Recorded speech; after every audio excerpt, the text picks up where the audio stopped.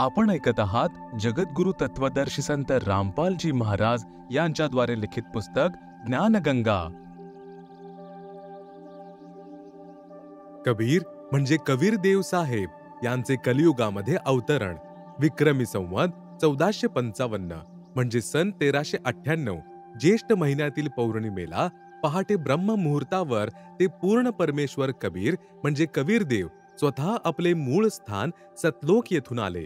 काशीमध्ये लहरतारा तलावातील कमळाच्या फुलावर एका बालकाचे रूप धारण केले।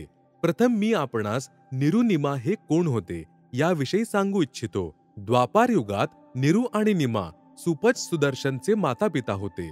त्यांनी त्यावेळी कबीर साहेबजी यांचे ऐकले नाही। शेवटी सुदर्शनने करुणामय रूपात आलेल्या कबीर साहेबांना प्रार्थना केली की प्रभू, तुम्ही मला उपदेश देऊन सर्व काही दिले आहे। आजपर्यंत आपणाकडे काही मागण्याची गरजच पडली नाही, कारण तुम्ही सर्व मनोकामना पूर्ण केल्या व जे खरे भक्तिधन आहे त्यात देखील परिपूर्ण केले। आता या दासाची फक्त एकच प्रार्थना आहे, जर योग्य वाटत असेल तर तिचा स्वीकार करावा।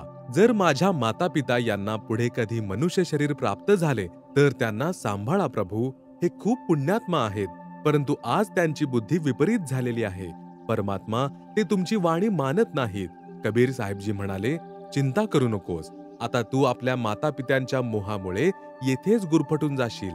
वेळ येईल तेव्हा त्यांनाही सांभाळून घेईन। कालच्या जाळ्यातून पार म्हणजे मुक्त करेन। तू निश्चिंत होऊन सतलोकी जा। सुदर्शनजी सतलोकी निघून गेले। सुदर्शन यांच्या माता पित्यांचे कलियुगामधील निरुनिमाच्या जन्मापूर्वीही ब्राह्मण घरांमध्ये 2 जन्म झाले। त्यावेळी देखील ते निस्संतानच राहिले। नंतर तिसरा जन्म काशीमध्ये झाला। त्यावेळी देखील ते ब्राह्मण आणि ब्राह्मणी गौरीशंकर आणि सरस्वती या नावाने होते, पण निस्संतानच होते। निरू व निमा दोघेही गौरीशंकर आणि सरस्वती नावाचे ब्राह्मण जातीतून होते। ते भगवान शिवचे उपासक होते। भगवान शिव यांचा महिमा शिवपुराणातून निस्वार्थ भावाने भक्त आत्म्यांना ऐकवत असायचे। कोणाकडूनही पैसे घेत नव्हते। इतके नेक आत्मा होते की जर कोणी त्यांना स्वतःहून दक्षिणा देऊन जात असे त्यामधून आपल्या भोजनासाठी योग्य ते ठेवत होते आणि जे शिल्लक राहत होते त्याचा भंडारा करत असायचे।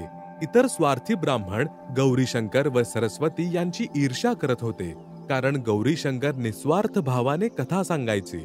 पैशाच्या लालसेने ते भक्तांना भ्रमित करत नव्हते, त्यामुळे ते प्रसिद्ध झाले होते। तिकडे मुसलमानांना यांच्याबरोबर कोणीही हिंदू ब्राह्मण नाहीत हे समजले। त्यांनी याचा फायदा उठवला व बळजबरीने दोघांनाही मुसलमान बनविले। मुस्लिमांनी आपल्या घरातील पाणी त्यांच्या संपूर्ण घरामध्ये सर्व कपड्यांवर शिंपडले आणि पाजलेही। त्यामुळे हिंदू ब्राह्मणांनी जाहीर केले की आता हे मुस्लिम बनलेले आहेत, आजपासून यांचे आमच्याशी कोणतेच बंधुत्वाचे नाते राहणार नाही।